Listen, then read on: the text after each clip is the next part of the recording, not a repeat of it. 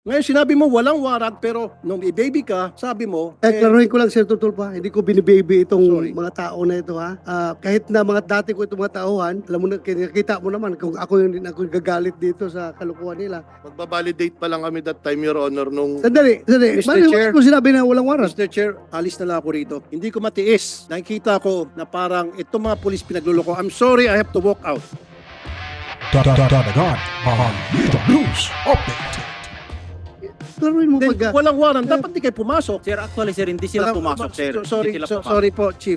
Doon pa lang nagkaroon inconsistencies. I'm sorry, Chief. Yeah. Parang nabibaby to eh. The way I look at it. Parang nabibaby na naman to eh. Nakakawala na naman to eh. Huli ko na sana to eh. Nakakawala na ulit. Sinabi mo walang warrant. Sinabi na nga mismo ni Attorney Bernardo, sabi ng mga pulis mo meron. Tapos ngayon sinasabi mo wala. Sinabi ng mga pulis mo nandito, dala nila yung warrant. They were there. Dala nila yung warrant. Ngayon sinabi mo walang warrant pero nung i-baby ka, sabi mo, Klaruhin ko lang, Sir Tutulpa, hindi ko binibaby itong Sorry. mga tao na ito, ha. Kahit na mga dati ko itong mga tauhan, alam mo na, nakita mo naman kung ako yung gagalit dito sa kalukuhan nila. Ako lang, I'm just trying to explain na kami sa PNP, kapag nag-operate kami, lalong-lalo na pagkilala yung mga operatives, number one, we allow them to use bonnet para hindi sila makilala. Pero yun nga, pag i-serve na yung warrant, dapat mayroong uniform personnel na kasama. Pero yung presensya na doon para mag-confirm kung andyan o wala yung subject, wala mong problema kahit na nakahubad sila dyan, nakatsinilas, kasi that's part of the intelligence operations na ginagawa ng police. Pero kailangan, pag-serve nila, dapat may kasama na silang police na uniformado. Kasi my line of questioning will lead to the fact that these people are lying dahil sa kanilang pagsisinungaling. Meron tayong biktima na nakulong. Biktima na biniktima pa for the second time. Kasi nga po, Mr. Chair, yun yung gusto kong matumbok dito na yung Camilon family, they were victims. Pumasok sila, mali yung procedure na ginamit nila. Hindi kami, Vicente.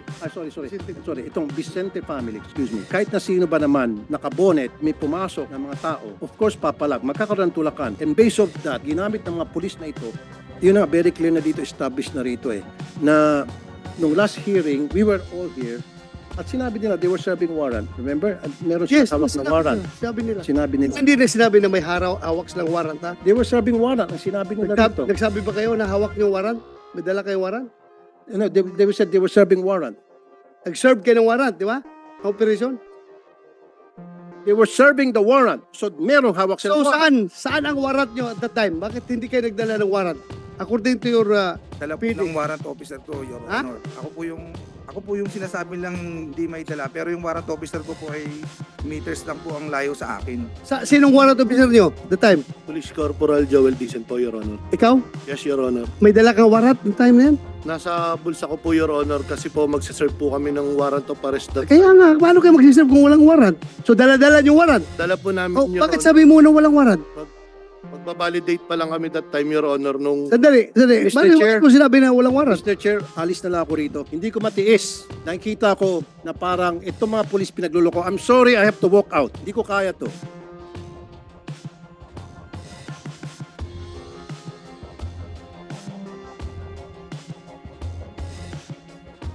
Dahil patuloy tayo, tuloy. Ganun lang ako, fair lang ako dito. Wala akong pinapaboran dito. The most insulting action is for that kasama mo dito, mag-walk out, walk-outan ka.